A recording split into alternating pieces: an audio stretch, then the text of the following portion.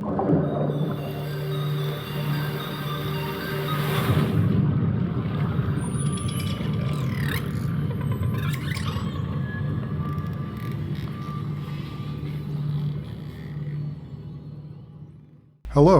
Subnautica is an open-world survival game that was released in 2014.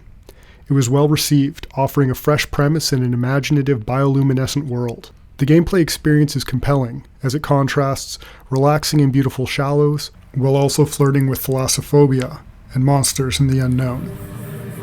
We shouldn't have gone so deep.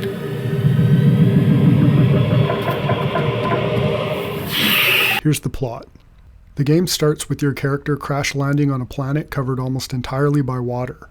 You swim around scavenging equipment and materials in order to survive. You discover that your contact with the world has infected you with a bacteria that is threatening the entire planet, and that a precursor civilization is responsible for this, and they failed to find a cure.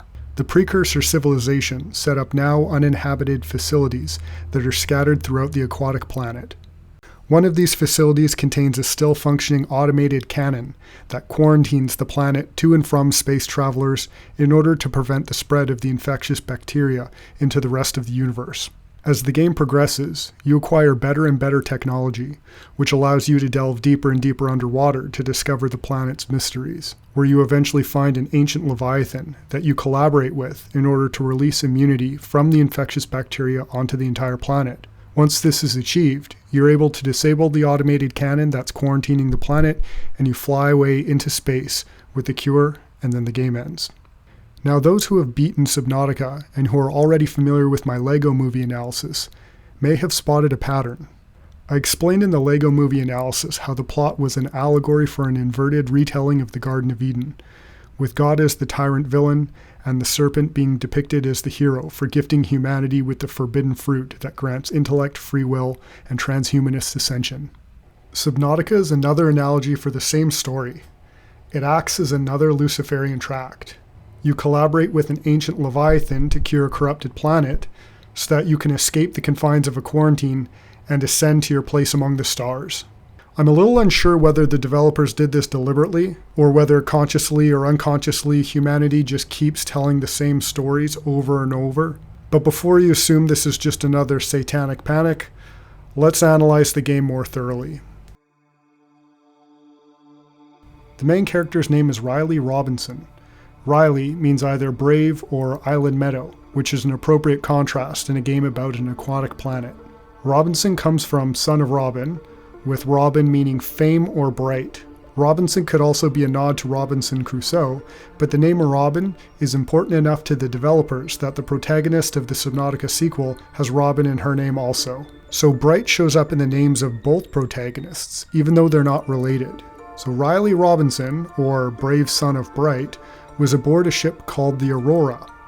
Aurora means light in the sky or dawn, and in Roman mythology, Aurora was the goddess of the dawn. She was also the mother of Lucifer, Lucifer being light bringer or morning star. So the goddess of dawn, mother of Lucifer, is transporting the son of Bright through space until they are shot down and crash on a planet.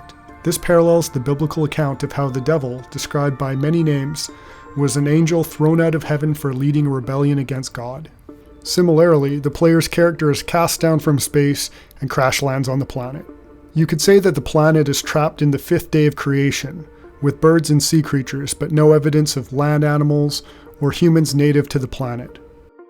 The planet is also corrupted by a bacterial infection called Kara, which is the fault of the precursors, who also set up the cannon that shot down the spaceship. This is an important feature when we compare it to the two different interpretations of the Garden of Eden.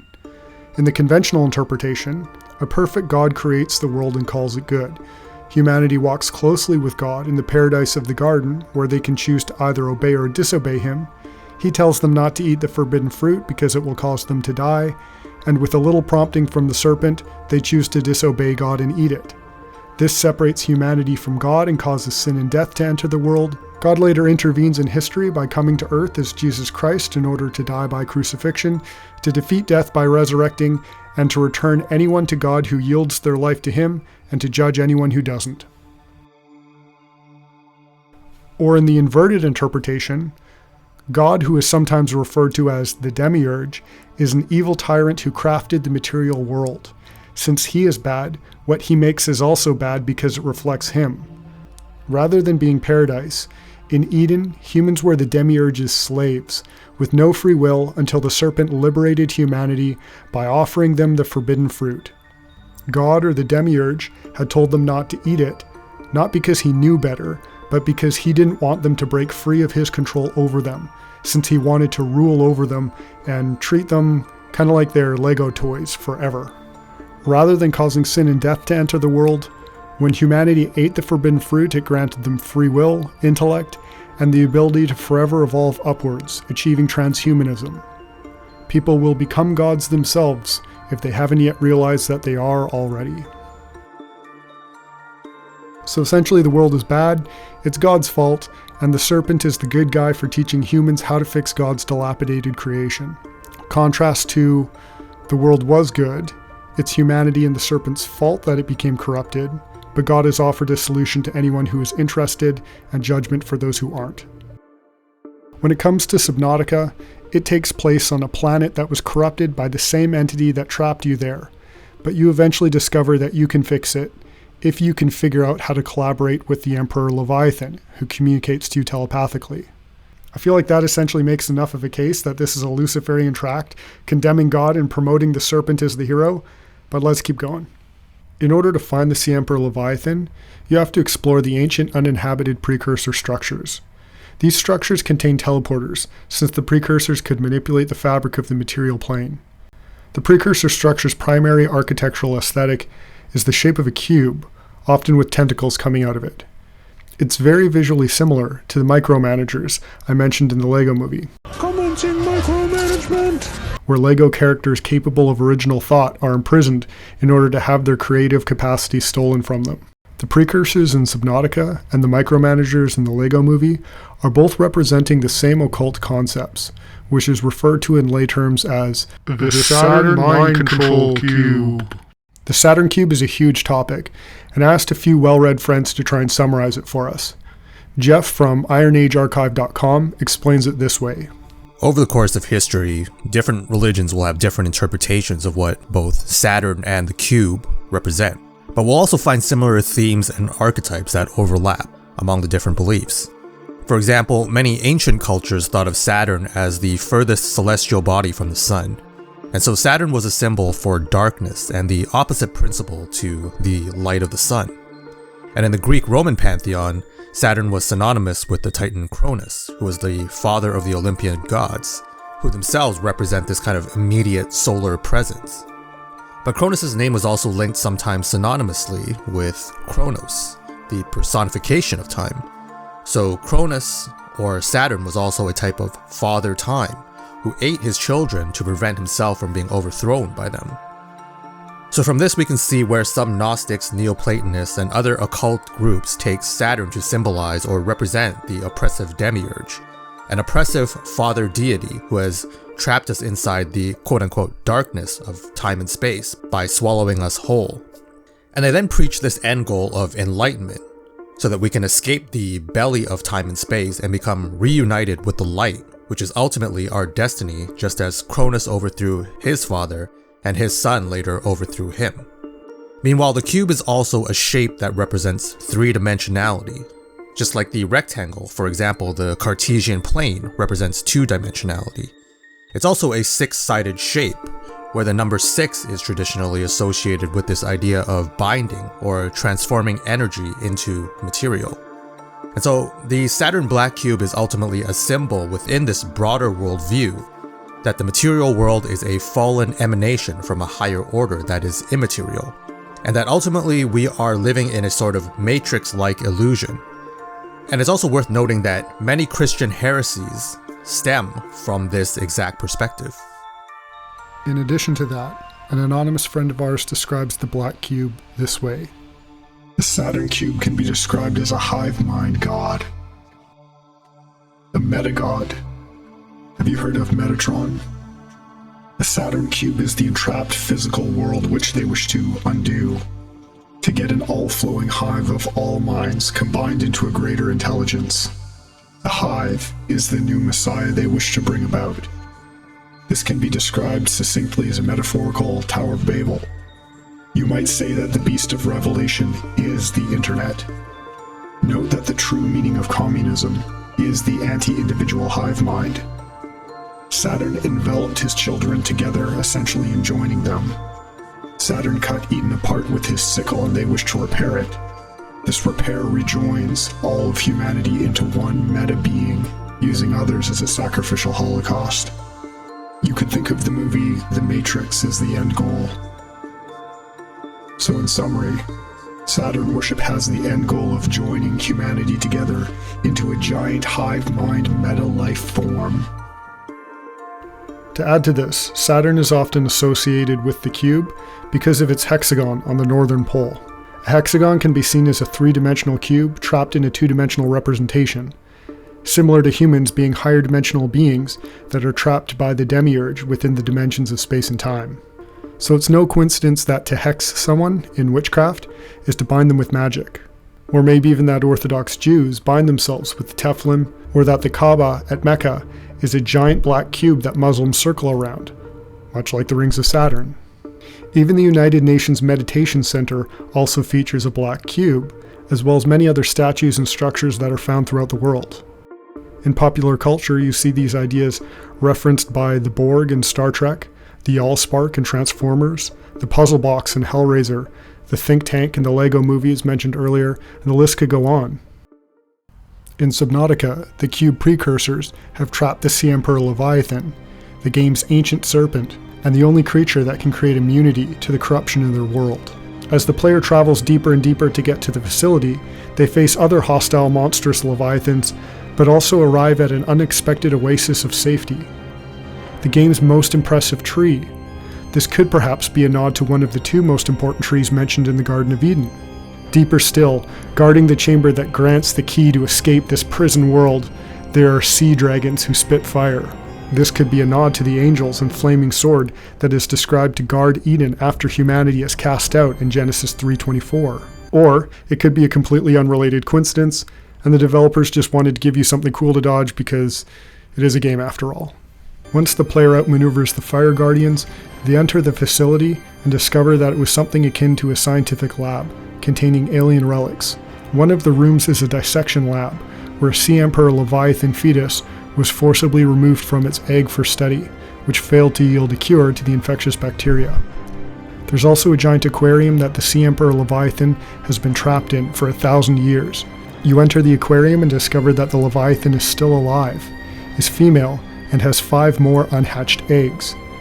She is friendly to you and tells you that she withheld the cure from the precursors, that she is at the end of her life and isn't strong enough to produce a cure, but if you can gather samples from specific flora scattered throughout the world, you will be able to craft an enzyme that will hatch her 5 eggs. You go on this final scavenger hunt, craft the hatching enzyme in return. The 5 eggs hatch, the adult mother dies. You receive the cure to the bacterial infection. Then the newly hatched Sea Emperor Leviathans leave the aquarium, and you can find them swimming around the map as juveniles, spreading the enzyme, curing the entire planet of the bacteria. This allows you to disable the automated cannon that is quarantining the planet, you build a rocket ship, and then you fly away. Now let's go back to the 2 different interpretations of the Garden of Eden. Either Eden was paradise with no sin, until the serpent tempted humanity to eat the forbidden fruit, corrupting the world, or in the inverted interpretation, the world was already a corrupted prison, and the serpent gifted humanity with the forbidden fruit that gave them the ability to overcome our corruption and become like God. So in Subnautica, the enzyme cure, the collaboration between the Sea Emperor Leviathan and the human character, is the forbidden fruit in Eden, just like the Kraggle in the Lego movie. Several other elements of the Garden of Eden are present, but also inverted. In this retelling, the human, Riley Robinson, not the serpent, is the otherworldly being that interjects itself into the affairs of the planet's native population in order to interfere with what has gone on between them and a different otherworldly being. This is fitting then that the Sea Emperor Leviathan is female, just as Eve was, since she is who was tempted by the serpent in Eden, while Adam was tempted by Eve when he ate the fruit. A more notable inversion in this retelling is the role of death. In Eden, there was no death. God warned Adam and Eve that if they ate from the forbidden fruit that they would die. They instead listened to the serpent who told them that that wouldn't happen, which leads us to today, where people still die and the transhumanists are still desperately clinging to the idea that we will use technology to evolve past death and become gods. In Subnautica, it isn't paradise. Death is already corrupting the world, but eating the forbidden fruit is what is required to overcome death and launch humanity off-planet back into the heavenly cosmos where they belong. Again, like the transhumanists are expecting to use the rest of humanity as fuel to do.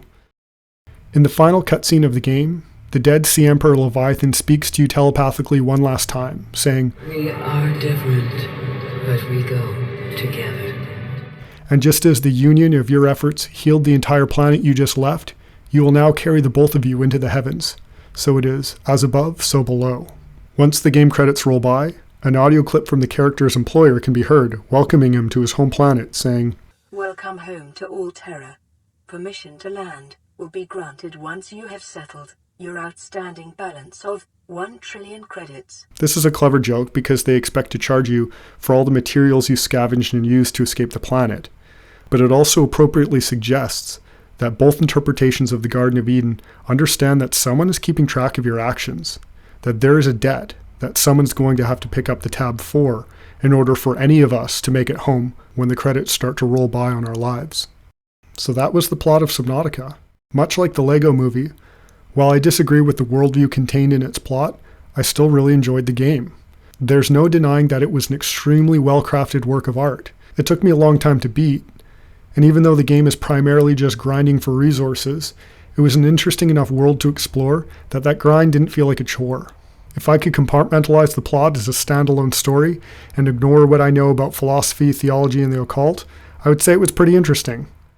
However, such is the burden of possessing the knowledge of good and evil, I couldn't help but roll my eyes once I started to realize it was yet another pop culture inverted retelling of the Garden of Eden, where the serpent is the hero and death in the world is the fault of some bastardized version of God. If there's any aspect of my comparison to the Garden of Eden that is the weakest, or that I had the most trouble with, it was definitely relating the precursors with God, the Demiurge, and Saturn. I don't think this is a result of the allegory not being there, though. It's just that of all things people disagree on, God tends to be the thing they disagree on the most, so it doesn't always make for a clean one-to-one comparison. Unlike God in the Garden of Eden, the precursors didn't create the world that Subnautica takes place in. The precursors were more of a force that corrupted the planet, failed to fix it, and presumably went extinct after controlling the planet by automated quarantine. But Subnautica wasn't the one to compare the precursors to God, Demiurge, or Saturn. That's what I'm inferring based on the precursors' role in the game's story and how it matches up with what the Gnostics say about their version of a malevolent Old Testament God, and the fact that the game uses cubes as their aesthetic, which matches up with the concept of the Saturn cube trapping us in the material plane, or in the case of Subnautica, trapping the Sea Emperor Leviathan in the aquarium and your character in the planet via quarantine. Unlike the Lego movie, I don't know whether this being an inverted Garden of Eden allegory was done intentionally by the developers or not. The Lego movie was so thorough, so precise, and so packed in its inversion that I think it had to have been completely self-aware. A part of me thinks that something like it could only exist if a bunch of high-level wizards from some secret society of Luciferians wrote the script and drew up the storyboards while getting high off the blood of innocents. I mean, who else would have the money for that many intellectual properties? I don't get the impression that that was the case with Subnautica. It was made by an indie studio, and while someone on the team might have been in the know enough to suggest a few suspicious names or concepts here or there deliberately, it may have also turned out the way it did accidentally. I sometimes wonder if every effort to tell a story that doesn't deliberately set out to do it from a Christian perspective will eventually end up accidentally telling some variation of an upside-down version of Eden. I'm not in a position to know, and I'm definitely biased, but maybe not wrong. I find it a little more suspicious that Subnautica was deliberately saying what it did after learning about the plot to the sequel. Instead of telepathically communicating with the Sea Leviathan, your mind becomes possessed by a precursor entity and you scour the world to build a synthetic body for it to inhabit. So the first game is about a beast out of the sea and the second a beast out of the earth. But maybe that's just the zeitgeist these days. What story is there left for humanity to try and tell, but for us to finally build a body for some demon-possessed AI to inhabit? But I'm glad this story doesn't end there. Until then, we can enjoy our silly games and go back to pretending we're a bunch of man-children who don't really see what's going on. Engaging ion boosters in 3, I know I'm crying. 2. That way, at least we get to have something in common before we're all banned for seeing through the veil, Oh man. since that might cause others to as well.